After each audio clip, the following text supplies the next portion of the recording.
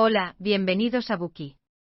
Hoy desvelamos las claves del libro El cuerpo lleva la cuenta, cerebro, mente y cuerpo en la sanación del trauma. Escuchemos primero una historia. Marilyn era una mujer alta y de aspecto atlético, de unos 30 años, que trabajaba como enfermera. Conoció a un bombero llamado Michael mientras jugaba al tenis en el club deportivo y ambos comenzaron una relación. A menudo hablaban de tenis y de películas. Marilyn dijo que solía evitar a los hombres, pero esta relación hizo que poco a poco se sintiera cómoda. A medida que se volvían más íntimos, un sábado por la noche, Marilyn invitó a Michael a quedarse en su apartamento. Describió que se sentía tensa e irreal en cuanto se quedaban a solas, sin saber qué pasaría a continuación. Tras unas cuantas copas de vino y varios episodios de una serie de televisión, se quedaron dormidos en la cama.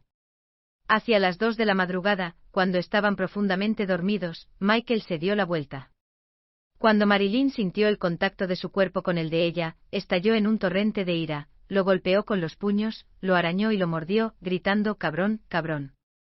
Michael se despertó sobresaltado, cogió sus pertenencias y huyó. Después de que él se marchara, Marilyn se sintió profundamente humillada. Se odiaba a sí misma por lo que había hecho, así que acudió al terapeuta Bessel van der Kolk, para que la ayudara a lidiar con su terror a los hombres y sus inexplicables ataques de ira. ¿Por qué Marilyn actuaba así? Después de varios tratamientos, Van der Kolk descubrió que Marilyn nunca había sido capaz de superar las agresiones sexuales que había sufrido de niña por parte de su padre. De hecho, en muchas ocasiones, aunque las cosas hayan cambiado y el tiempo haya pasado, podemos perder el control debido a una pequeña señal de peligro, que de repente nos hace revivir nuestros horribles recuerdos. La gente suele pensar que todo está en la cabeza, pero el libro El cuerpo lleva la cuenta sugiere que los traumas psicológicos tienen en realidad una base fisiológica. ¿Cuáles son los efectos físicos y psicológicos del trauma? ¿Qué tiene que ver el cuerpo con el trauma? ¿Cómo se puede tratar? Este libro nos dará las respuestas. Bessel van der Kolk es un conocido experto en el tratamiento de traumas. Es el fundador y director médico del Brookline, en Estados Unidos. También es profesor de psiquiatría en la Facultad de Medicina de la Universidad de Boston. Y director de la Red Nacional de Tratamiento de Traumatismos Complejos. Con más de 30 años de experiencia en investigación de vanguardia y práctica clínica, así como frecuentes intercambios y cooperación con todos los creadores de los tratamientos de trauma más importantes. Está considerado como una de las principales autoridades en el campo del tratamiento psicológico del trauma. En este Buki te embarcarás en un viaje de 3 partes para aprender sobre el trauma y su curación. Primera parte: los síntomas físicos y mentales del trauma. Segunda parte: la fisiología detrás de un trauma que no podemos superar.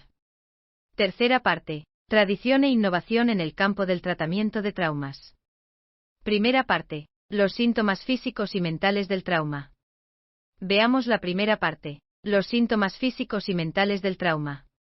El trauma psicológico es un tema difícil de abordar, a menudo lleno de ira, vergüenza, miedo, violencia y todas esas emociones intensas que no estamos dispuestos a tocar. En términos generales, el trauma psicológico se refiere a los estados físicos, mentales y emocionales anormales causados por eventos traumáticos graves. Este estado anormal puede curarse automáticamente tras un periodo de autoajuste, pero los efectos de algunos traumas psicológicos pueden durar más tiempo o incluso toda la vida. Los traumas psicológicos graves se definen como trastorno de estrés postraumático, en la clasificación de los trastornos psicológicos y psiquiátricos. Empecemos por la etapa más temprana de la vida, la infancia, y veamos los daños a largo plazo que los traumas en esta etapa pueden dejarnos, física y mentalmente. Cuando llegamos a este mundo como bebés, es nuestra madre la que nos nutre con dulce leche y nos toca con sus suaves dedos. El íntimo contacto piel con piel hace que el bebé se sienta extremadamente cálido y seguro. Durante este tiempo, la madre satisface casi todas las necesidades del bebé, y forman un apego inicial.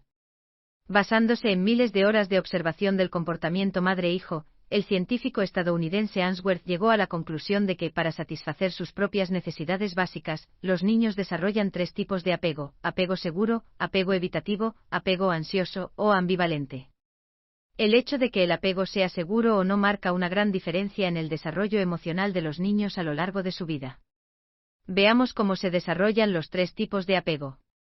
Al observar las interacciones entre los niños y sus madres, los investigadores descubrieron que los niños desarrollan un apego seguro cuando sus necesidades son atendidas y satisfechas con prontitud y cuidado, también cuando hay interacciones y respuestas positivas entre los niños y las madres.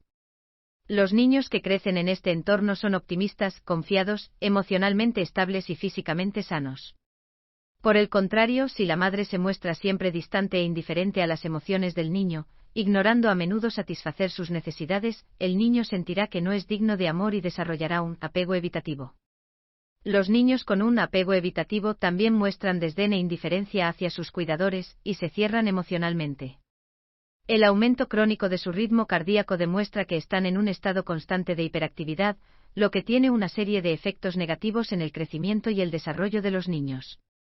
Por último, los niños con un patrón de apego ansioso o ambivalente suelen proceder de un entorno con una crianza emocional inestable. Si se portan bien, los padres los quieren y les satisfacen; si se portan mal, los padres les reprenden y critican. Los niños con este patrón de apego se vuelven fácilmente ansiosos, nerviosos y agresivos, y suelen tener un sistema inmunitario débil. En los últimos años, las investigaciones sobre los traumas infantiles han descubierto que el trato negligente continuado, la separación, el abandono y otros abusos emocionales a largo plazo, así como el maltrato físico, pueden causar traumas psicológicos en los niños. El libro señala que este tipo de trauma es en realidad una interrupción del apego seguro. El apego seguro es la sensación de seguridad interior del niño. Si no se desarrolla un apego seguro en los niños, estos tendrán una fisiología vulnerable, lo que causará muchos problemas fisiológicos, como una baja variabilidad del ritmo cardíaco, una mayor actividad de las hormonas del estrés, trastornos del sueño, dolores inexplicables e hipersensibilidad al tacto y al sonido.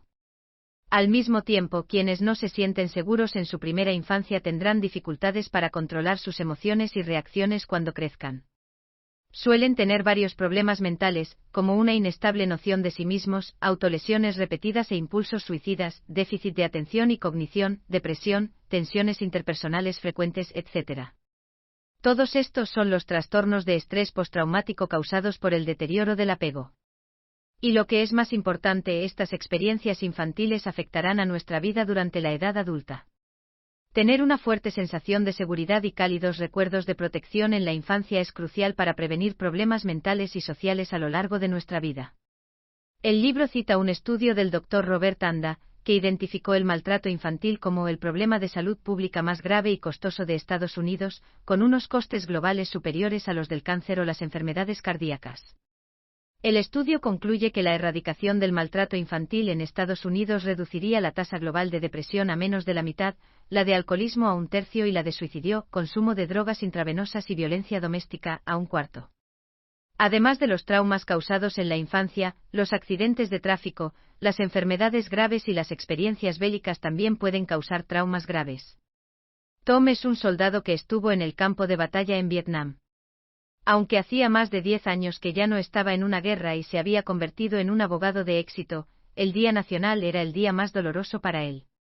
El ruido, los fuegos artificiales, el calor y el denso follaje del verano, que le recordaban a Vietnam, le volvían loco. Cuando se enfadaba, tenía miedo de estar cerca de su familia porque se comportaba como un monstruo con su mujer y sus 2 hijos pequeños. Además, en su mente a menudo aparecía la imagen de una emboscada en la selva. Tom estaba de patrulla con sus compañeros. De repente una ráfaga de disparos brotó de la pared verde de la selva circundante, alcanzando a los hombres que lo rodeaban uno por uno. Todos los miembros de su pelotón murieron o resultaron heridos en cuestión de segundos. Su mejor amigo Alex murió en el arrozal con la cara en el fango y los pies en el aire. Nunca se quitaría de la cabeza esa sangrienta imagen. El trauma de Tom tiene su origen en el recuerdo de la guerra que perduraba en su cerebro. El sonido del estallido de los petardos el 4 de julio le recordaba el sonido, el olor y las imágenes de la emboscada, y le hacía sentirse paralizado, aterrorizado, enfurecido y avergonzado, una y otra vez. Después de tantos años, las escenas del campo de batalla de Vietnam seguían atrapándole, como una pesadilla, lo que le impedía disfrutar plenamente de su vida actual. Van der Kolk descubrió que las personas que han sufrido una guerra, corren un riesgo especialmente alto de perder el control de sus emociones. Tom solía entrar en cólera de repente debido a pequeños desencadenantes. Solo lograba calmarse cuando estaba completamente borracho o cuando conducía una moto a gran velocidad. Además de la rabia incontrolable, el peor síntoma del trauma en los veteranos de guerra es el bloqueo emocional. Tom deseaba desesperadamente querer a su familia, pero no podía sentir ningún sentimiento profundo hacia ellos. Se sentía emocionalmente distante de todos. Solo se sentía vivo cuando se enfrascaba en el trabajo. Por último, el trauma también afecta la percepción y perjudica la imaginación. Los pacientes suelen sufrir alucinaciones auditivas y visuales, que podrían diagnosticarse erróneamente como un caso de esquizofrenia paranoide. Están atormentados por dolorosas experiencias pasadas, que les arrastran a la intensidad y las emociones del pasado, lo que les hace incapaces de percibir e imaginar una nueva vida. El libro de Traumatic Neurosis of War, las neurosis traumáticas de la guerra, describe los traumas de guerra en los que las víctimas se vuelven retraídas y apáticas, aunque hayan funcionado bien socialmente antes de la guerra. Esto se llamó neurosis traumática. Hoy las llamamos trastornos de estrés postraumático. Las víctimas desarrollan un estado de alerta crónico y una gran sensibilidad a las amenazas. Algunas personas suelen dar por hecho que todo está en la cabeza. Pero el autor subraya que se trata de una respuesta de estrés postraumático y que tiene una base fisiológica. Estos síntomas postraumáticos tienen su origen en la respuesta de todo el cuerpo al trauma original. A principios de la década de 1990, las nuevas técnicas de neuroimagen nos ayudaron a comprender mejor los efectos del trauma en el cerebro y la fisiología. Cuando los investigadores escanearon el cerebro de los pacientes traumatizados, descubrieron que cuando se recreaban las escenas de los sucesos traumáticos, las intensas emociones activaban el sistema de alarma del cerebro, la amígdala. Es bien sabido que la activación de la amígdala desencadena la liberación de una serie de hormonas del estrés e impulsos nerviosos, lo que hace aumentar la adrenalina, la presión arterial, el ritmo cardíaco y el consumo de oxígeno, preparando al cuerpo para luchar o huir. Al parecer, incluso años después de una experiencia traumática, el cuerpo lleva la cuenta, guarda una memoria de lo sucedido. Esos horrores, amenazas y recuerdos dolorosos pueden volver a la vida real en cualquier momento. Todo el mundo tiene recuerdos, pero los recuerdos de las personas traumatizadas son diferentes de los recuerdos normales que tenemos cuando contamos acontecimientos cotidianos del pasado. Los recuerdos traumáticos son fragmentarios, disociados, retrospectivos y desordenados. Son partes oscuras que la gente prefiere no mencionar. Estos recuerdos existen en el nivel subconsciente, y el cerebro retiene especialmente bien los recuerdos de insultos y lesiones. Cuanto más adrenalina segregue el cuerpo, más preciso será el recuerdo. Como resultado, cuando se reactivan los rastros de los recuerdos, como los sonidos y las imágenes, las personas reviven automáticamente las mismas emociones, sensaciones y sentimientos que experimentaron en ese acontecimiento traumático. La vida de los pacientes traumatizados se encuentra a menudo en un estado dual, por lo que son incapaces de distinguir el presente del pasado. No pueden disfrutar plenamente de la vida en el presente. La marca de la experiencia traumática los ha cambiado. Así concluye la primera parte, los síntomas físicos y mentales del trauma. En resumen, hay 3 tipos de apego que las personas desarrollan en su primera infancia: apego seguro, apego evitativo, apego ansioso o ambivalente. Un apego inseguro puede causar secuelas físicas y mentales a largo plazo. Además de las experiencias infantiles, las experiencias traumáticas, como los accidentes de tráfico, las enfermedades graves y las experiencias bélicas, también pueden causar trastornos de estrés postraumático. Estos se manifiestan en la pérdida de uno mismo, el bloqueo emocional y la distorsión de la percepción y la imaginación. Estos síntomas tienen una base fisiológica, es decir, son esencialmente respuestas de todo el cuerpo a los acontecimientos traumáticos. Entonces, ¿cuál es el proceso fisiológico que hay detrás de un trauma que no podemos superar? Pasemos a la segunda parte. Gracias por escuchar. Compruebe el enlace de abajo para desbloquear el contenido completo.